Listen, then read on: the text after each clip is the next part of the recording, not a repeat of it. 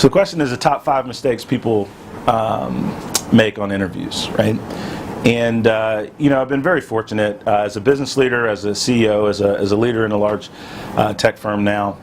I do a lot of interviewing. People selection and talent acquisition is one of the most critical things you do as a business leader. And so I'd just like to give you a couple things that I've seen over the years, right, that would help you advance in your interview, your job search, your career more than you could before, right? So number one is an interview can be controlled by the job candidate more than most people understand, right? Because really what you're trying to come across is, number one, how much you do homework on the prospective company, the prospective job, and the prospective management team that you'll be interacting with in a significant way.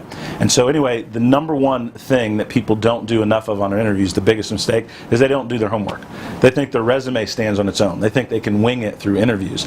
And interviews are really about preparation, understanding and anticipating questions that you'll be asked, and more important, right, making sure that the way you answer those questions is geared towards the specific audience you're talking to.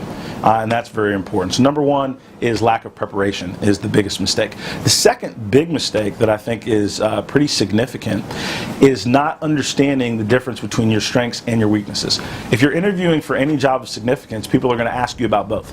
And it's amazing that when I ask people about their weaknesses, they're not reflective, right? Because all they come into the interview prepared to do is talk about their strengths. What people want to know when you're looking at management level positions, executive positions, or even somebody that's walking in the door is how self-aware are you as a job candidate? What do you do well, but also what do you need support, growth, and mentoring in? And so that's number two. Number three, in terms of interviewing mistakes, right, is your kind of your demeanor.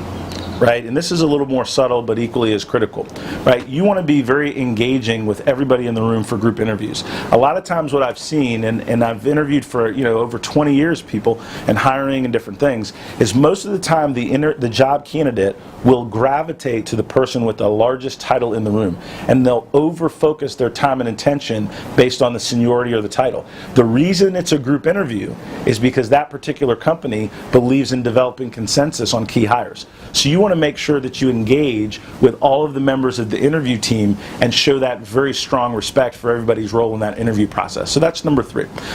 Number four is talking or asking about money and what you want. Right? Here's the thing. Your job on an interview is to get the company to believe that you're the absolute best candidate for their long-term success.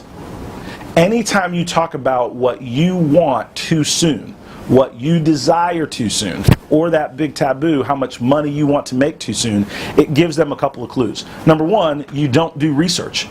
Right? Because if you do your internet searching, if you do good comparison, which you can do online, you know within a reasonable spectrum what the opportunity will pay at that particular company, that particular industry, that particular company size. So it's almost a question not worth asking, because if you're a candidate worth your salt, they are not going to want to pay you below market value. So actually discussing the financial terms too soon distracts from your ability to understand about the role and how you can succeed in the role.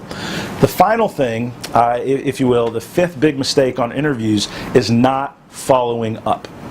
A lot of times the interview is not just that session. People want to see, do you send note cards to everybody that you interviewed? Do you send a follow-up email? Do you follow up with the HR person that you've been working with? How much do you want this job resonates by the quality of your follow-up, the persistence of your follow-up, to show that genuine interest and passion for that particular opportunity?